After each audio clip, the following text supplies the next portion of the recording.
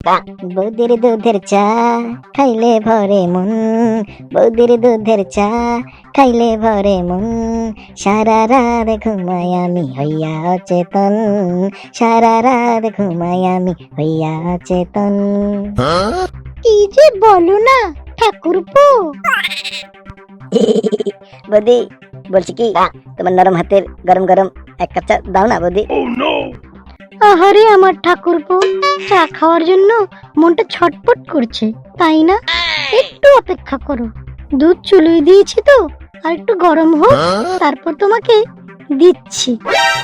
ঠিক আছে বৌদি, দুধ গরম হোক তারপরে দিও, কিন্তু আমার না একটা কথা জানতে খুব ইচ্ছে করছে বৌদি। কি কথা ঠাকুরপো, বলে ফেলো। তোমার হাতের দুধের চা, এই তল্লাটে এমন কোনো মানুষ নাই যে সে খায়নি। দূর দূর গ্রাম থেকেও মানুষ চলে আসে তোমার দুধের চা খেতে। আসলে ইউটিউব তারপর ফেসবুকেও তুমি তো খুবই ভাইরাল। আসলে তুমি ভাইরালটা হলে কি করে বৌদি, একটু বলে না। শোনো ঠাকুরপো, এই ব্যবসাটা আমাদের বংশ পরম্পরায়, বুঝেছো? আমার দাদা করেছে, আমার বাবা করেছে, তারপরে এখন আমি নিয়েছি। এই যে দেখছো সাইনবোর্ডে লেখা আছে বৌদির দুধের চা, এখানে আগে লেখা ছিল গরুর দুধের চা, তো আমি এই গরু কেটে বৌদি লিখে দিলাম, ব্যাস। আর কি, মুহূর্তেই মনে করো আমি ভাইরাল হয়ে গেলাম, বুঝেছো?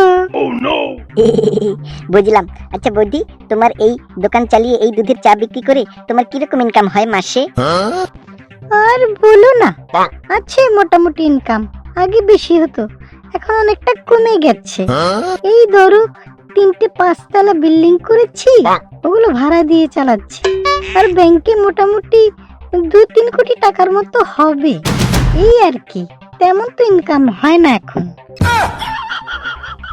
এই রে, দেখেছো, সেই মেয়ে মানুষ হয়ে কোটি কোটি টাকা ইনকাম করছে, বাড়ি গাড়ি করে ফেলেছে, আর আমি বালছেরা নাপিত এই পর্যন্ত কিছুই করতে পারলাম না।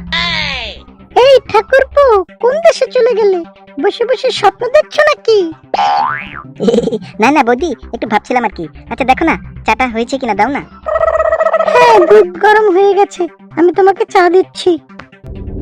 আল্লু মামা, খবর পেয়েছি, ওই যে বৌদির দুধের চা দোকান আছে না, সে তো লক্ষ লক্ষ টাকা কামায়।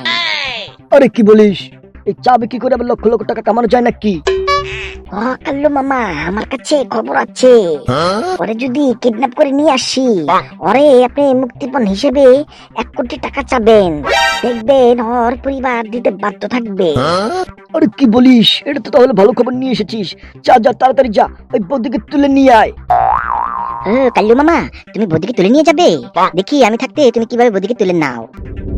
কে বৌদি, কোথায় যাচ্ছ? আমি বাসায় যাচ্ছি। দুধের চা বিক্রি করে বহুত টাকা কামিয়েছো বৌদি, চলো কাল্লু মামা তোমাকে স্মরণ করেছে। এই কাল্লু মামা চালাকালারা, চামচারা, তোরা যা এখান থেকে বলছি। বৌদি কোথাও যাবে না, বৌদি বাসায় যাবে। এই তুই কে রে নাটকির পো, তুই কাল্লু মামার কাজে বাধা দিস? আজকে তোর নাক ফাটিয়ে দেব, এরপর বৌদিকে তুলে নিয়ে যাব। আচ্ছা তাই নাকি, বৌদিকে তুলে নিয়ে যাবি? রাখ, তোদেরকে আমি মজা দেখাচ্ছি।